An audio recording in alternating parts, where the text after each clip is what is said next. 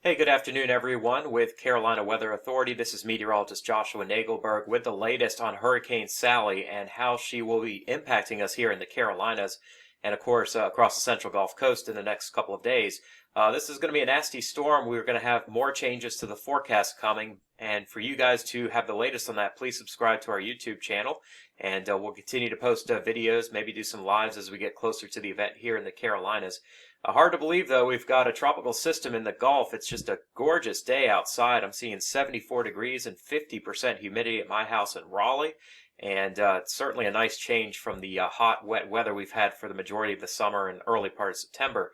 But that's going to be changing, so we're going to keep you posted on rainfall totals and weather changes here with our articles on CarolinaWXAuthority.com and also post to our Facebook page. And go ahead and join us on our page and smash that like button if you are enjoying the cool, fresh air that is in place for at least the time being. All right, in the tropics, we've reached 20 named storms. That was actually done yesterday. We've got more potentially as we get later into this month. Storms that have reached hurricane strength are in yellow, and ones that have reached major hurricane strength are in red. Right now, we've had 20 named storms, which is well above the seasonal average and on record pace. We've also had 7 hurricanes, 1, 2, 3, 4, 5, 6, 7. And Teddy, we think, will be hurricane number 8 later on today. One major hurricane so far. Paulette still has a chance at getting there. Sally, we think, probably not going to get there, but Teddy will likely get there. So we could have 3 major hurricanes by the end of September, if not more at that point. So currently our map of the tropics shows the 2 hurricanes that we are focusing on. And this one, of course, we're going to talk about Sally because Paulette is not a threat to land. Paulette a strong category 2. Sally a strong category 1. Did get to 2 yesterday, but weakened a little bit, but we think could still strengthen. Teddy is a strong tropical storm, likely to become a hurricane out in here. Vicky a weaker tropical storm, and the next one here could be Tropical Storm Wilfred by the end of the week. And oh, by the way, 2 other areas we're going to watch, one in the southwestern Gulf, and one here to the north of the Azores, which isn't fully tropical but could get there, and they'll be battling out for the beginning of the Greek alphabet, Alpha and Beta. Here's a look at the widespread view of the tropics. You can see the 2 big systems on the map, really 3, are Sally right here, Paulette right here. Those are both hurricanes. Strong tropical storm Teddy, which could be approaching hurricane strength by the time you're even watching this video. Here is sheared tropical storm Vicky. This is our next one, which could become tropical depression 22, and then Wilfred. This one could be alpha. This one could be alpha. We've got probably a few days before either of those occur.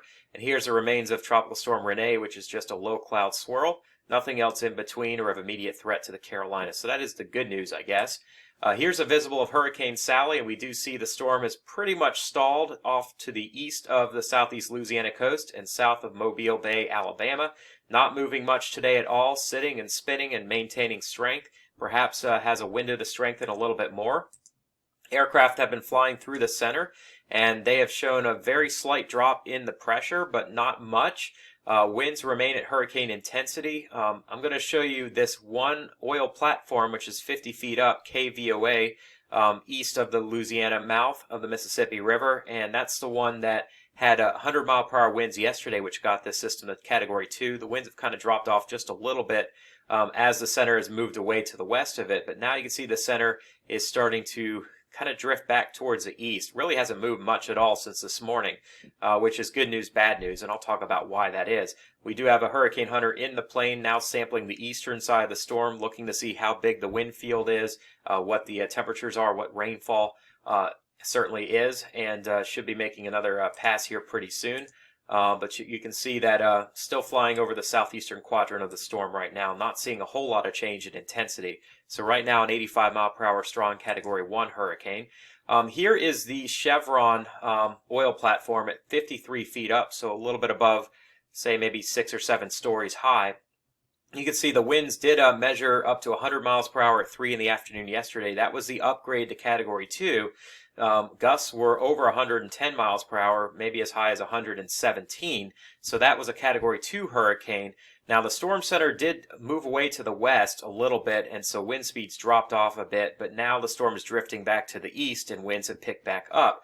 So this is kind of our gauge right now to see how strong this storm is, depending on, of course, how close the center gets to it. But what we're seeing right now is that the pressure is dropping back down after it rose yesterday. So the lowest pressure was around 7 in the morning, 6 or 7 in the morning, as the storm came very close to this, and winds gusted close to 100 miles per hour when that occurred. Winds were out of the east when the system was just south yesterday, late last night, and then shifted to southeast this morning, and now going to a south wind, which means the storm is actually starting to get closer to the center, and the pressure has now dropped off even lower than what it was this morning, which shows two things. Number one, our storm is probably going to strengthen a little bit more, and number two, the storm is starting to shift back to the east and get closer to this platform. So you can see this is not exactly a forecaster's slam dunk, if you know what I mean. Things have definitely changed quite a bit. Here's the radar, and I'm going to put it in motion for you guys here. Let me get myself out of the way real quick so we can do this. Shows that the center of the circulation is just in no hurry to move at all. It's continuing to spin and actually drifted a bit to the east. That platform, by the way, is right about here, getting that south wind that happens to the east of the center. But remember, the winds were out of the east this morning, so the center was actually south of it. Yesterday, the winds were out of the southeast, so the system hasn't moved much. It's kind of just swirling around. You know, it's kind of gone in this general direction, starting to do a bit of a loop. We think eventually it's going to try to make a northward turn. And because of this, some better news for areas in New Orleans east, and of course for, I believe it's Hancock County in Mississippi, southwestern Mississippi. Well, southeastern Mississippi, but the westernmost county. The area that got crushed by Katrina, of course. Now we're seeing more of a threat up in here across Alabama and even western parts of Florida. And that's where we think the heaviest of rain are going to be occurring tonight into tomorrow and even tomorrow night as this storm continues to drift very slowly northward. And, you know, there's still a chance that landfall could be anywhere in this zone, basically from just east of Pascagoula all the way over to just west of Destin, maybe Navarre, Florida. Anyone in here could be hit by the storm center because it's going to be tough to say it's going to come this direction or this direction, or even perhaps stall and drift a little bit farther east, maybe make enough of a hard right turn to come towards Pensacola. So again, there's still some uncertainty in this track, and it's potentially less than 24 hours from landfall now, maybe even 18 hours from landfall, or as much as 30 hours from landfall. And the reason why is it's just not in a hurry to move. It's kind of an area where steering currents are weak, and this is making forecasting very difficult for us. But right now, this afternoon, the heaviest of rain is occurring in the northern part of the system on the north side, offshore of Mobile Bay, offshore Dauphin Island, and offshore of Pensacola. But heavy rain bands have been impacting areas that were hit hard by Michael 2 years ago, the Panama City area and areas just up beach, almost getting to Destin and the Redneck Riviera. So a lot of rain coming down and a lot more is expected. I will show you what the storm totals estimated by radar have been. And let me stop that for you guys. And tough for you guys to really see this, but we're seeing on the Mobile radar some areas that may have picked up 9 or 10 inches of rain offshore. Onshore, not nearly that much, but still some 2, 3, 4 inch totals getting close to the eastern part of the Redneck Riviera over towards Panama City. So a lot of rain there. The good news for New Orleans is that this system looks like it was going to be a threat, and now it doesn't at this point, at least not a direct threat. There'll be some storm surge, but nothing quite so extreme. And it's been kind of interesting here in New Orleans. We've had, let me show you the Hurricane Center forecast from Marco. We were under a hurricane warning, and Marco fell apart. So New Orleans and east was under a hurricane warning last month, and this storm just fell apart.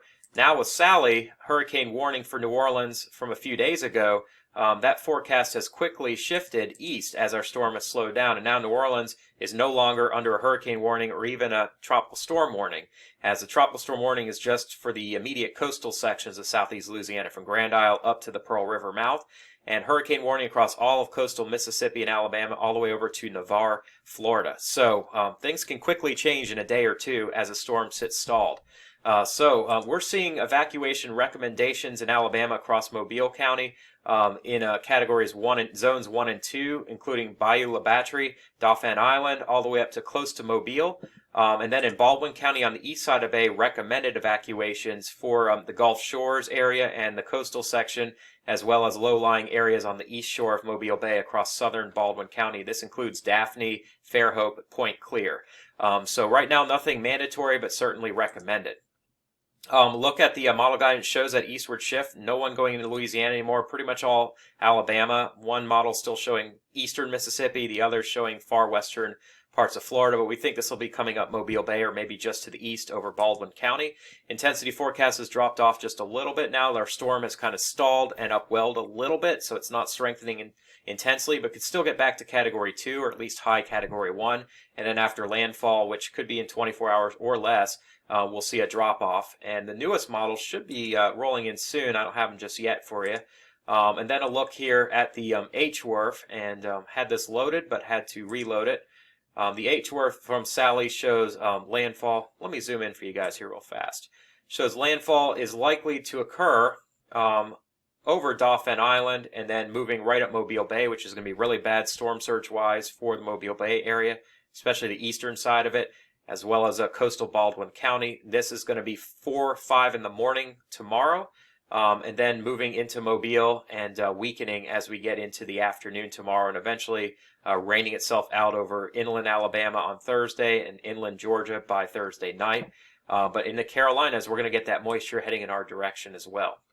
I did want to show you the European real quick here because this is very interesting. Let me, well, I had it a second ago. Let me show you what the ensembles are showing between various members. And we're seeing, and this is for tomorrow afternoon, some very big differences still in what each member is showing. So each of these shows different solutions, which shows our storm may not be moving a whole lot. This is in 42 hours from the run last night. And still, there's some uncertainty here because we have a stalled storm.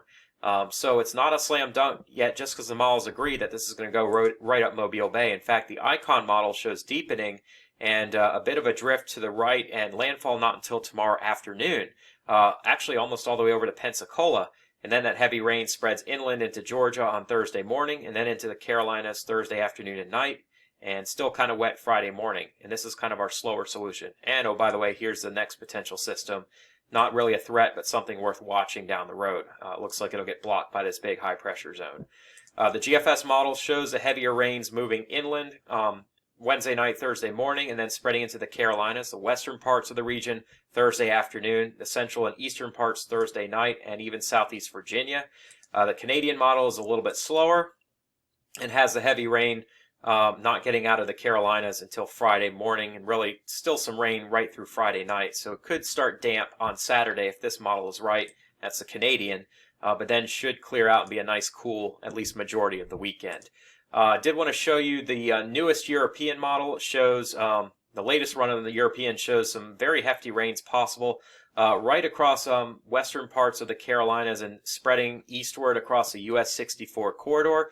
Some amounts on the European of 4 inches in southern Wake County, 6 inches in Mecklenburg, maybe 8 or 9 inches in areas to the south and east of the upstate, and 10 inches in greater Atlanta. This could cause widespread flooding if this model is correct.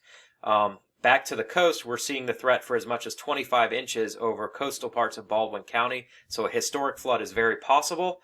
A look at the European shows that as well, over coastal parts of Baldwin County into Escambia County as well. And the heavy rain swath comes up through Montgomery, the east side of Birmingham, right on through metro Atlanta, especially the north side. Look at the GFS farther along, shows the heaviest band is going to be back across the southwest mountains and up to the north of Raleigh. But that's the GFS. The European model is farther south and shows it closer to Greenville-Spartanburg, northeast Georgia, Charlotte area, the Pine Hills, or the Sand Hills, Pine Needles, Pinehurst, I should say, Southern Pines, maybe into Raleigh, and eventually up toward Elizabeth City and Norfolk. So this could be a very big rainmaker for us here in the Carolinas and southeast Virginia. Looks like Thursday night into Friday. So definitely something we're going to keep a close eye on for you guys. And we'll keep you posted on where Sally ends up going, because there's still some uncertainty based on what we're seeing, but looks like it's coming right up through the Mobile Bay. That should shut down the ferry, because we don't want to see ferry meet Sally. All right, folks, be safe out there. Have a great afternoon, and God bless. We'll talk to you guys soon.